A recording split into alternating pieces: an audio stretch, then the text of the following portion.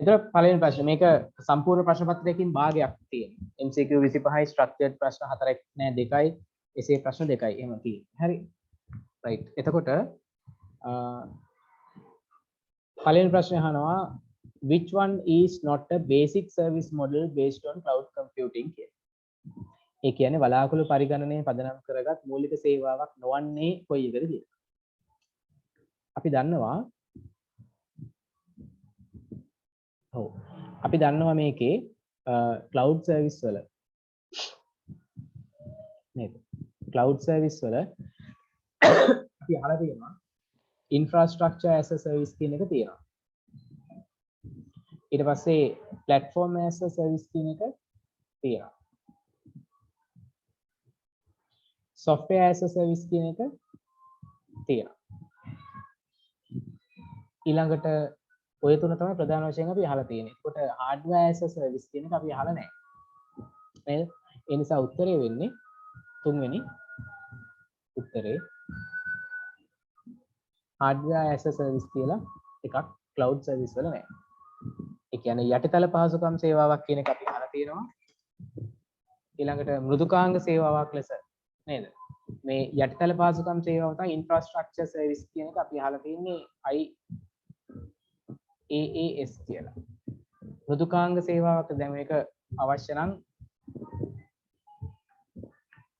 ලියා ගන්න මේ කොලයක ලියා ගන්න. ලියාගෙන ඕගොල්ලෝ පේපර් එක PDF එක තියෙනවානේ ඕගොල්ලන්ගේ මීඩියම් එකට අදාළව print out එකක් අරගන්න. අරගෙන ඒ අදාළ ඒවා ලියා ගන්න. දැන් අද දවස් ඇතුළත ඕනනම් print out එකක් ගත්තා නම් ඒත් ඕගොල්ලන්ට ලේසි ඉතින්.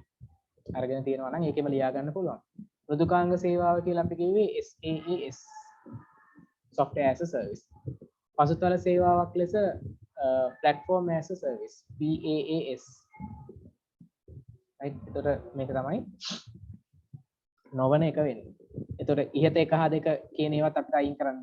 ඒ උත්තරෙත් අදාළ නෑ මෙතෙන්ට. right. එතකොට මේ ප්‍රශ්න සම්බන්ධව සහ ඒ තියෙන තියරි කොටස් සම්බන්ධව ප්‍රශ්න අහලා තියෙන විදිය ගැන මොනවා හරි ඔයගලන්ට ගැටලුවක් තියෙනවා නම් මැසේජ් එකක් දාන්න chat එකේ. එතකොට මම ඒකට අදාළව ඔයගලන්ට පැහැදිලි කිරීම අවශ්‍ය නම් ඒව පැහැදිලි කරන්න. හරි? right. තුන්වෙනි ප්‍රශ්නේ which of the following correctly list the given computer storage components in the descending order of access speed? Descending order of access speed.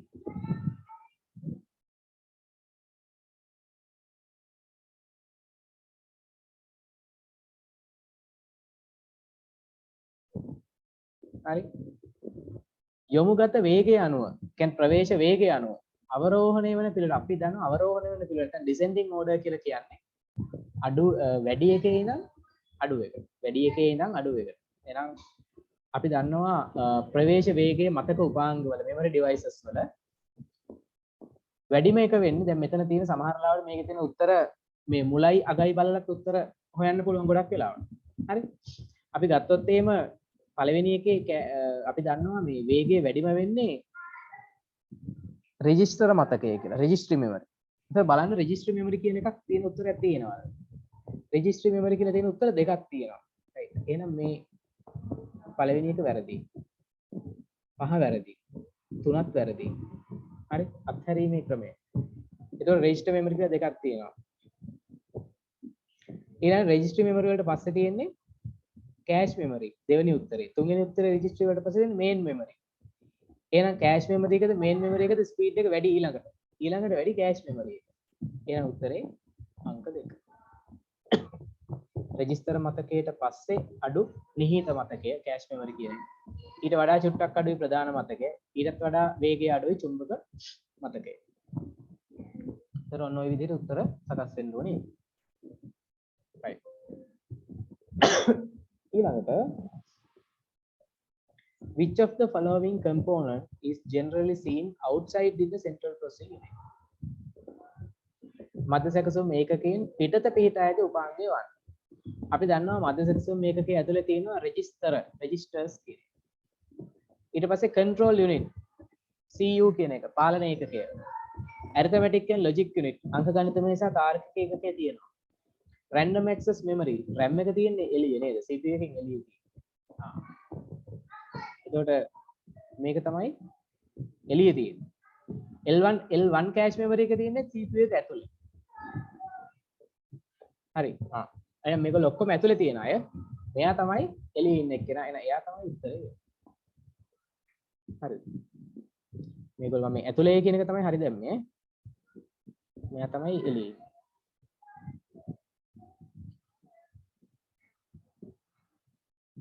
උත්තරේ 4 එතකොට. දැන් මේක ඕගොල්ලන්ටම හොඳ ස්වයං පරීක්ෂණයක්. හරි. self test එකක්. ඔයගොල්ලෝ වෙලාව තියලා උත්තර ලියවනම් ඔයගොල්ලන්ට බලා ගන්න පුළුවන් ඔයගොල්ලෝ කොච්චර දුරට උත්තර ලියන්න පුළුවන්ද සාර්ථකද දක්ෂද කියලා ඔයගොල්ලන්ට. මට ඕනේ. හරි. හතරවෙනි ප්‍රශ්නේ which of the following statement is true? නිවැරදි ප්‍රකාශය කුමක්ද කියලා යහන්නේ. vacuum tube were used in second generation computers. දැන් ඔක්කොම ටික මතකයේ නේද? කලබල ගන්න ඕන. right. දෙවන පරම්පරාවේ පරිගණක වල රික්ත කනල භාවිතා කරා. නෑ නේද? රික්ත කනල පාවිච්චි කරේ පළවෙනි පරම්පරාවේ. ENIAC is known as a second generation computer. ENIAC electronic numerical integrator and calculator. කියන යන්ත්‍රය දෙවන පරම්පරාවේ පරිගණකයක් නෙමෙයි. ඒක පළවෙනි පරම්පරාව. ඒකත් වැරදි. First generation computers were faster than second generation computers. පළවෙනි පරම්පරාවේ පරිගණක දෙවෙනි පරම්පරාවේ පරිගණක වලට වඩා වේගවත්. නෑ නේද? ඒකත් වැරදි. Size of the second generation computers were smaller than the first generation and third generation computers. දෙවන පරම්පරාවේ පරිගණක වල විශාලත්වය පළවෙනි පරම්පරාවට සහ දෙවන පරම්පරාවට වඩා අඩුයි. ඒකත් වැරදි නේද? මොකද හේතුව පළවෙනි පරම්පරාවට වඩා නම් කුඩයි. ඒක හරි. හැබැයි දෙවන පරම්පරාවට වඩා විශාලයි. ඒ නිසා ඒකත් වැරදි. right. එන උත්තරේ ආවනේ. පළමු පොදුකාර්ය පරිගණක. එහෙම නැත්නම් ENIAC is the first electronic digital computer. ENIAC තමයි first electronic digital computer එක වෙන්නේ. උත්තරේ අංක 5.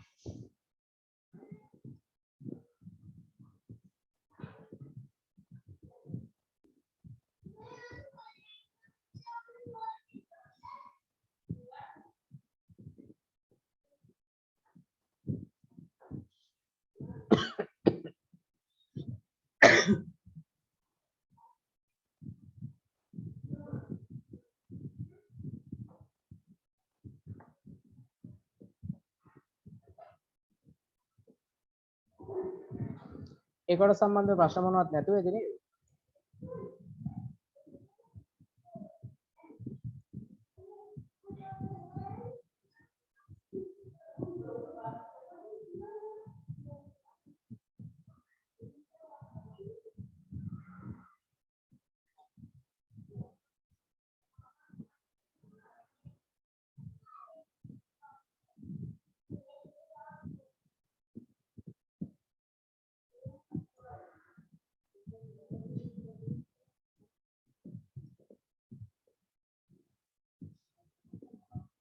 right. පස්වෙනි ප්‍රශ්නේ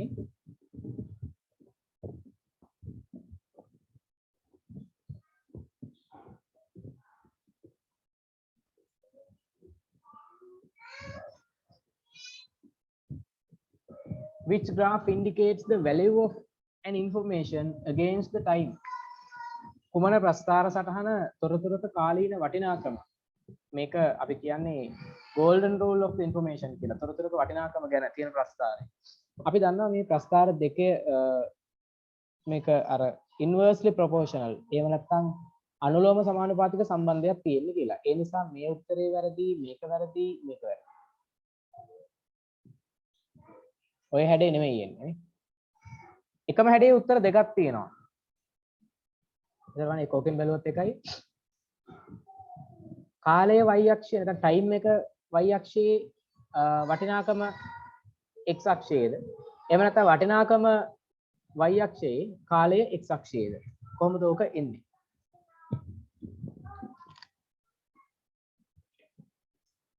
අපි අඳින්නේ වටිනාකම y අක්ෂයේ කාලය x අක්ෂයේ. ඒක තමයි උත්තරය.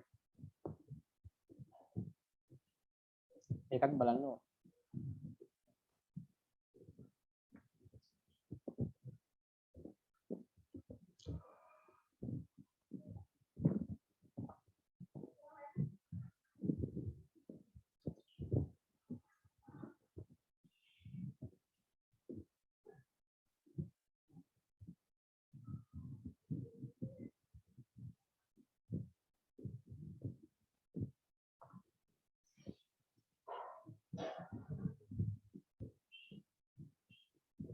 right.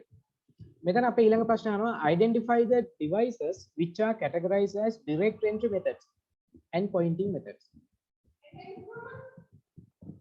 direct entry methods සහ pointing methods දැක්වෙන උත්තරේ මොකක්ද කියලා අහනවා. එතකොට මේකේ මම හිතන්නේ ඒකේ උත්තර කිහිපයක් තියෙනවා කියලා. මේකේ මේ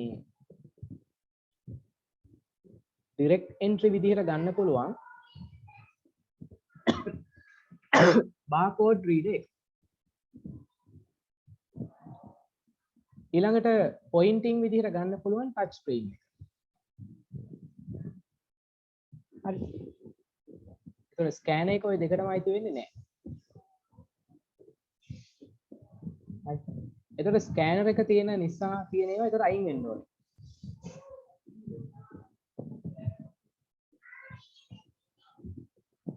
වෙබ් කැමරාවක් පොයින්ටින් ඩිවයිස් එකකුත් නෙමෙයි ඩිරෙක්ට් එන්ට්‍රිත් නෙමෙයි. ඒ නිසා තුන්වෙනි උත්තරෙත් නෑ. Touch screen, smart card reader, scanner. Web කැමරාවයි ඒ ටික තියෙන උත්තර ටික අයින් කරා නම් උත්තරේ එනවා අංක දෙක කියලා. බාකෝඩ් රීඩර් එක ඩිරෙක්ට් එන්ට්‍රි. ටච් පෑඩ් එක පොයින්ටින්. ස්මාර්ට් කාඩ් රීඩර් එක ආපහු ඩිරෙක්ට් එන්ට්‍රි. මොකද ස්මාර්ට් කාඩ් එක අපි අර ස්ට්‍රිප් කරාට පස්සේ එයාව දත්ත ටික ඒකේ තියෙන data automatically ගන්නවා. ඒකට අපි කියන්නේ direct entry devices කියලා. අපිට මොකුත් type කරන්න ඕනේ නැහැ. right. ඊළඟ 7 වෙනි එක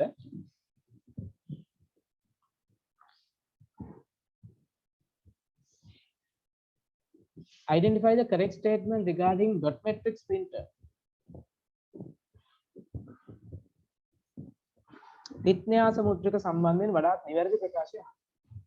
පළවෙනි එක impact technology is used in this type of printers. impact technology කියන්නේ අර මුද්‍රණ හිස වදිනවා ගිහිල්ලා නේ. තිත්න්‍යාස මුද්‍රණය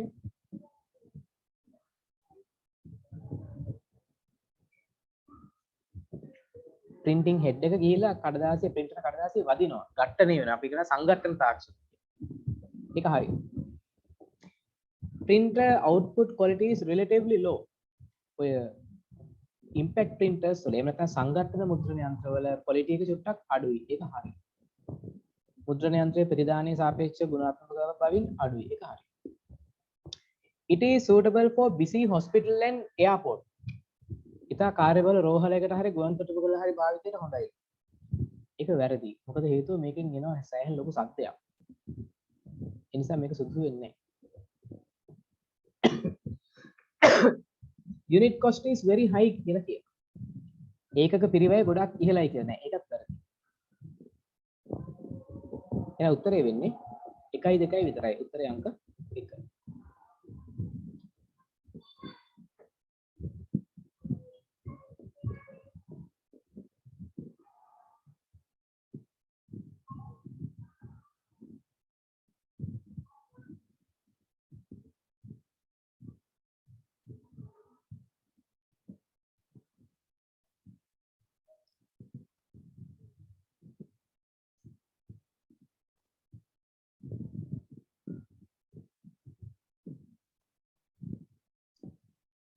නෑ 4 එන්නේ නෑ ඒකට. මොකද හේතුව මේ යුනිට් කොස්ට් එක ගොඩක් ඒ කියන්නේ ඔය ඒ කාලේ පරණ ඔය සංඝට්ටන මුද්‍රණ යන්ත්‍රවල ඒකක පිරිවැය ගොඩක් වැඩි නෑ. ඒකක පිරිවැය අඩුයි. ක්වොලිටි එක අඩුයි. ඒ නිසා පිරිවැයත් අඩුයි.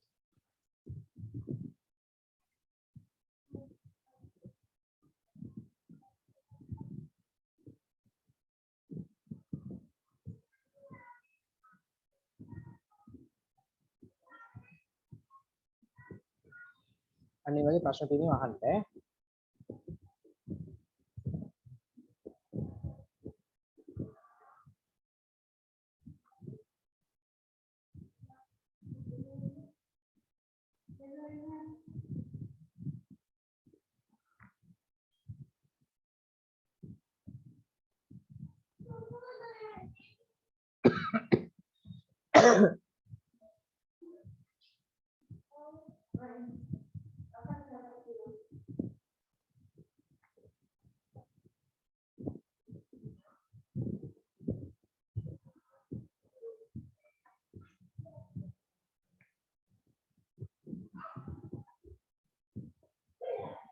පැත්ත මාරු කරලා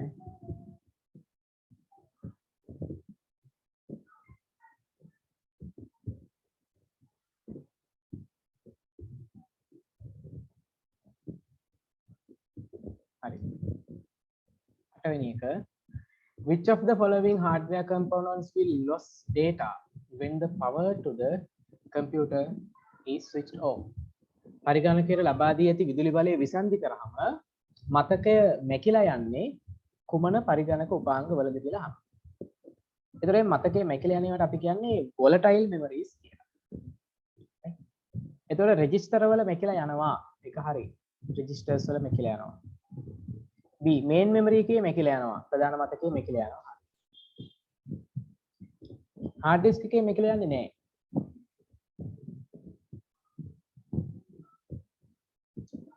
cache memory එකේ මැකිලා යන්නේ මැකිලා යනවා. නිහිත මතකය cache memory එකේ මැකිලා යනවා. එහෙනම් ABD උත්තරය අත අතර.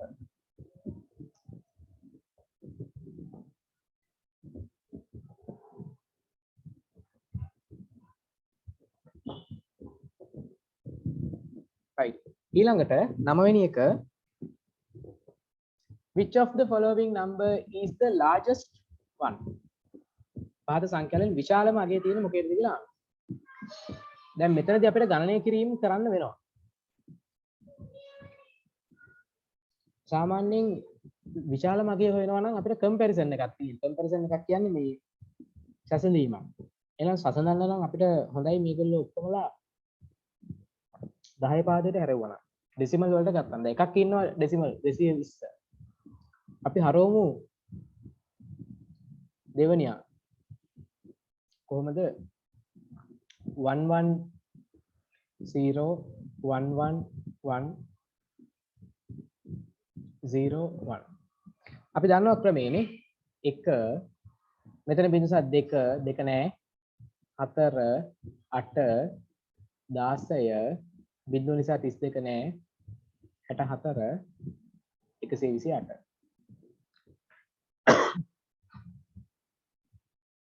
64යි 16යි 80යි 8යි 4යි 12යි. ඒතර 8යි 4යි 12යි 12යි 128යි 140යි. 140යි මෙතන 80යි 220යි 221යි 221යි. මෙන්න මෙයාගේ අගය 221යි. ඊළඟ 360 ඊළඟ තව එක්කෙනෙක් ඉන්නවනේ ඒ જાති. බයිනරි එක්කෙනෙක් 1යි 1යි 1යි බිංදු 5යි නේ. 1 2 4 8 16 32 64 128 128යි 32යි 160යි 160යි 64යි 224යි. එහෙනම් මෙයා 224. ඊළඟට ඉන්නවා D අෂ්ටමය ඔක්ටල් එක නම් අපි හදමු 366. මට ඈඩ් කරලා ලියන්න. මේ තියෙන එකේ ඒවා 6ක් ගන්න. මෙතන තියෙන 8 ඒවා 6ක් ගන්න. මෙතන තියෙන 64 ඒවා 64 ඒවා 3ක්.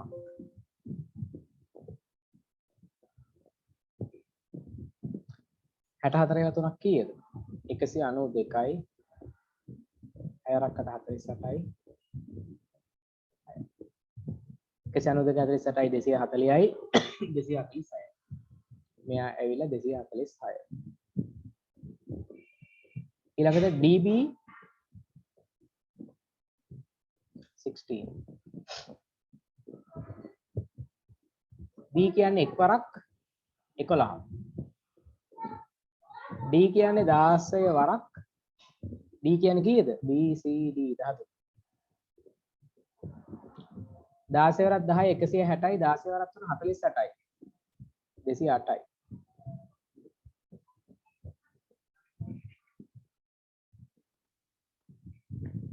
එක්වරක් 11යි කීයද? 219යි. මෙයා 219යි. එහෙනම් අපිට පේන විශාලම එක්කෙනා කවුද? මෙන්න මෙයා කියන්නේ.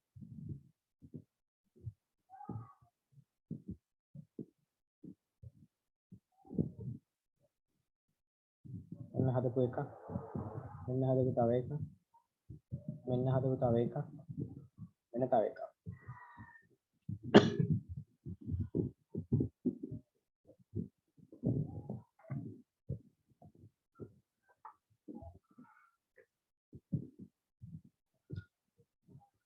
හරි.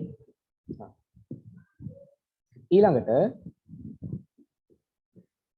consider the following values and identify the correct statement. පහත අගයන් සලකන්නලු නිවැරදි ප්‍රකාශය වන්නේ. 1.2 පාදයෙන් 1.8 පාදයෙන් 1.16 පාදයෙන් මොකක්ද කියලා මේකේ හරි උත්තරය. මේවා මේ විශේෂ මේ ප්‍රකාශ. හරි විශේෂ ප්‍රකාශ. මොකද මෙතන අපි දන්නවා මෙයා මෙතන තියෙන්නේ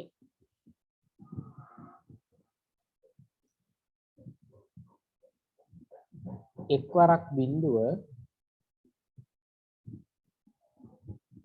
16 වරක් 1.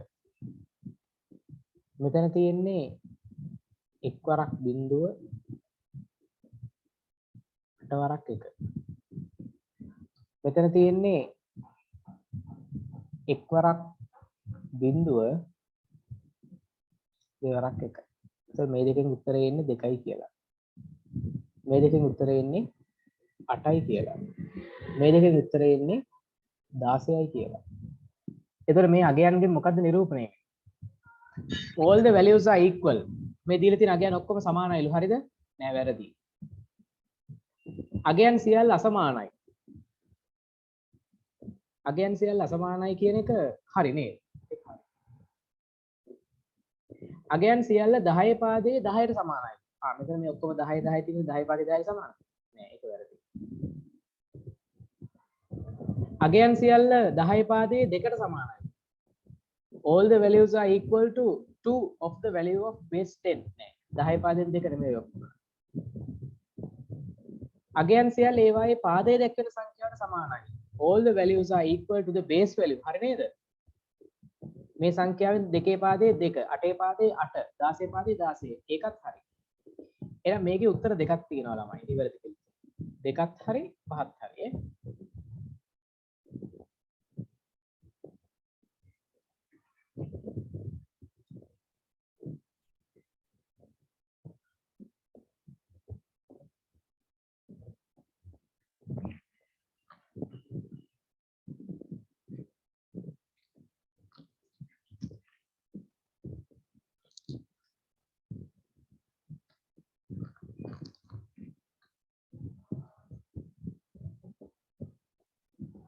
හරි. එයාල 11.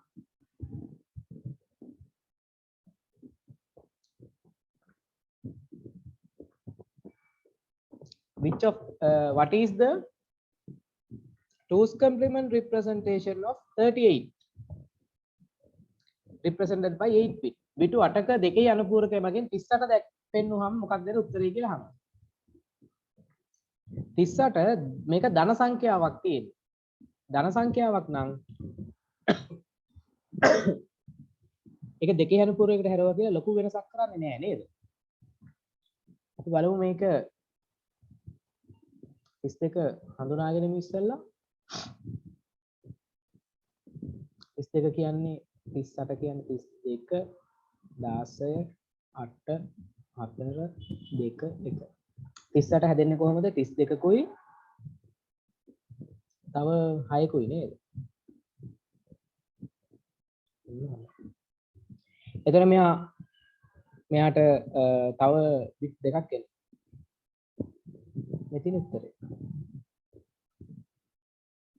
0.0.1.0.1.1 මෙන්න උත්තරේ. බලන්න ඔහොම උත්තරයක් තියෙන්නේ කොයිද කියලා.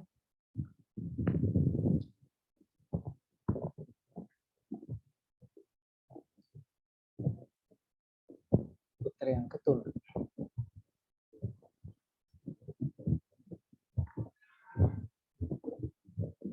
උත්තරේ අංක 3 නේ.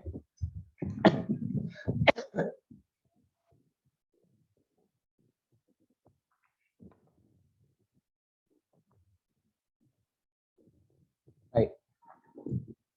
12. Which of the following numbers is equivalent to the binary number this one පහත දැක්වෙන අගයන්ගෙන් ද්වීමය මෙන්න මේ උත්තරයට සමාන වෙන්නේ මොකක්ද කියලා අහනවා. එහෙනම් අපිට උත්තරේ ගන්න පුළුවන් ක්‍රම කීපයකට. දැන් අපිට තියෙනවා මේකේ අපි තව ටිකක් මේ වගේ අවස්ථාවලදී පොඩ්ඩක් තව උපක්‍රමශීලී වෙන්න ඕනේ. අපිට තියෙනවා ෂඩ් දශමයේ උත්තර දෙකක්, අෂ්ටමයේ උත්තර දෙකක් සහ දශමයේ උත්තරයක්. ඉතින් අපිට ඔක පස් පාරක් ගණනය කරන්න නැතුව මේක ලේසියෙන්ම හදන්න පුළුවන් ක්‍රමයක් තමයි අපි බලනවා මේකේ මේ දීලා තියෙන බයිනරි වැලියු එක 1.1.1.3යි 1.0. අපි මේක වෙන් කරලා බලනවා ඉස්සලාම ඔක්ටල් වලට. ඔක්ටල් වලට වෙන් කරනන්නේ 3න් 3. හරි. එතන මෙතනින් කියවෙන්නේ 2. මෙතනින් කියවෙන්නේ 4. මෙතනින් කියවෙන්නේ 3. බලන්න ඔක්ටල් වලින් 3යි 4යි 2 කියලා උත්තරයක් තියෙනවද කියලා? නෑ. එහෙනම් මේ උත්තරෙත් වැරදි, මේ උත්තරෙත් වැරදි. ඔන්න අපි එක ගණනය කිරීමයි උත්තර දෙකක් අයින් කරා. දැන් අපි හරවනවා 16ට. 16ට හරවන එකක් ඔය උත්තරම අපිට කරන්න පුළුවන්. අපි 16ට හරවන්නේ කොහොමද? උත්තරම යටපැත්තට හරවමු. 16 හරවන 1 2 3 4න් 4ට වෙන් කරමු දැන්. හරිද? 4න් 4ට වෙන් කරාම මෙතන තියෙනවා මේ පැත්තේ 0.1 කියවෙන්නේ 2 කියලා. මෙතන 1 බිඳුවෙන් කියවෙන්නේ 14 නේද? 14 කියන්නේ B C D E. එහෙනම් මේක හෙක්සඩෙසිමල් නම්බර් එකක් නම් E2 වෙන්න ඕන. E2 කියන එක තියෙනවා. අපි ගණනය කිරීම දෙකයි කරේ අපිට උත්තරේ බැරි වෙලාවත් උතරින් හෙක්සඩෙසිමල් නම්බර් එකට සමාන වෙන්නේ නැත්නම් ෂඩ් දශමයේ සංඛ්‍යාවට සමාන වුනේ නැත්නම් එහෙනම් අනිවාර්යයෙන්ම උත්තරේ අර දශමයේ උත්තරේ වෙන්න ඕනේ. එහෙනම් වෙන ගණනය කිරීමක් ආයෙ ඕනේ නැහැ. ඒක උත්තරේට යන්න පුළුවන්.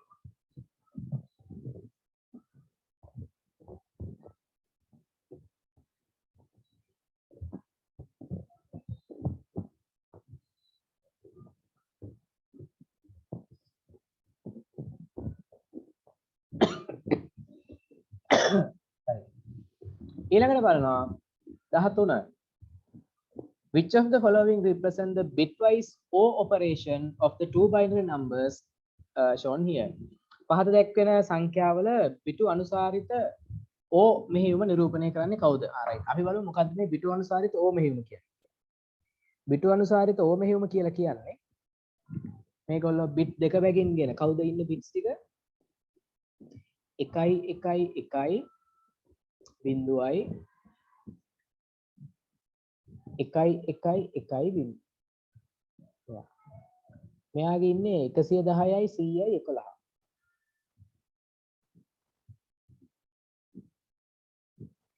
බිට්ස් ටික හරියටම සමාන වෙන්න ඕනේ. බැරි වෙලාවත් මේ උඩ එකේ බිට්ස් 8ක් ඉඳලා මෙයාගේ එකේ බිට්ස් 7යි නම් හිටියේ අපි මේ කට්ටිය දකුණු පැත්තට තල්ලු කරන්න ඕනේ. ඒ කියන්නේ මේ දකුණු පැත්තේ ඉඳන් පෙළට තියෙන්න ඕනේ. වම් පැත්තේ ඉඳන් පෙළ ගස්සලා හරියන්නේ නැහැ. ලෙෆ්ට් ලයින් වල හරියන්නේ නැහැ. හරිද?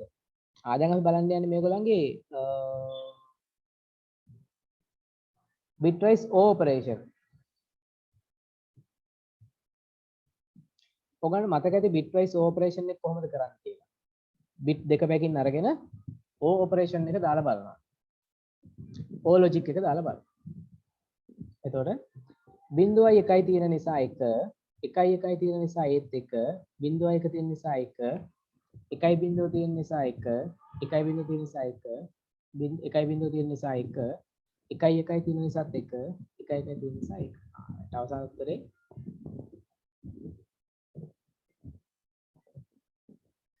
ඔක්කොම එකේ වෙන උත්තරේ. උත්තරේ මෙන්න මේ උත්තරවල පොඩි මිස්ටේක් එකක් වෙලා තියෙනවා ළමයි. අර පාදය දෙක කියන එකත් මෙතෙන්ට ඇවිල්ලා මෙන්න. ඒක පල්ලෙහා තියෙනවා. ඒක පොඩ්ඩක් දැන් ඔයගලන්ට තේරෙන්න ඕනේ මේ පාදයේ අගයයි මේ දාලා තියෙන්නේ.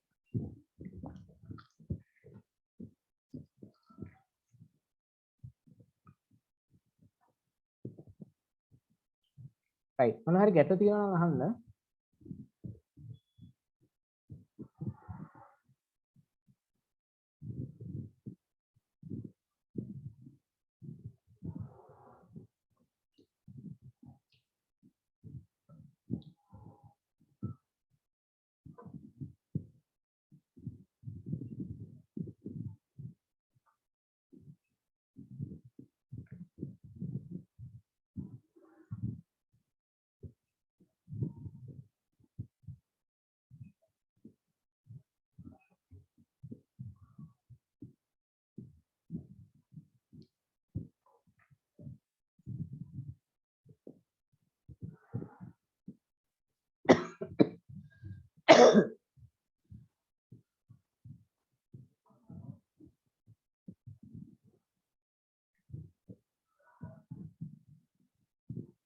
හරි.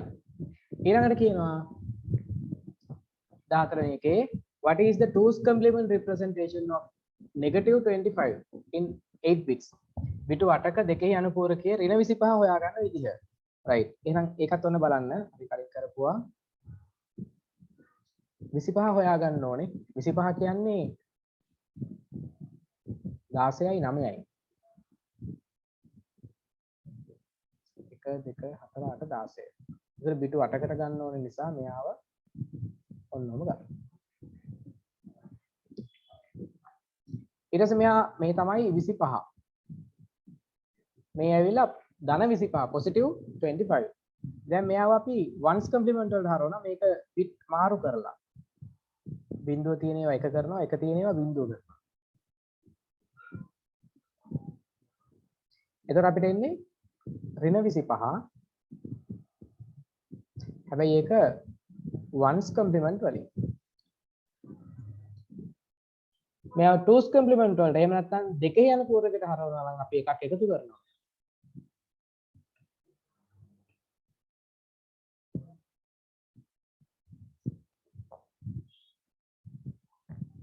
බිංදුව එක එකතු කරාම එකයි. ඒතර ටික එහෙමම එනවා.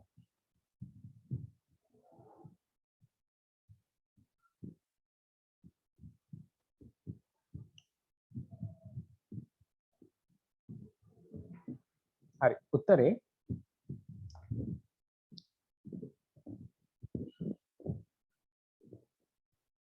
අංක 1. ඒකතර දෙකේ ඉලක්කම ඇවිල්ලා තියෙනවා ඒක. ගණන් ගන්න එපා. විනාඩියෙන් disconnect වෙලා try connect වෙන්න. Consider the following Boolean expression which statement is equivalent to the Boolean expression given. මේ දීලා තියෙන එකට සමාන වෙන්නේ කොයි ඒවාද කියලා අහනවා සුළු කරාම. right අපි බලමු සුළු කරලා.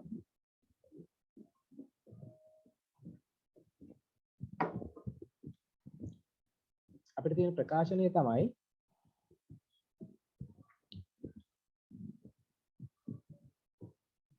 a plus bc bar ගේ full bar එක. වරහන් දාලා ඩෑෂ් දාලා තියෙන එක. ඔක තමයි අපිට දීලා තියෙන එක. හරි.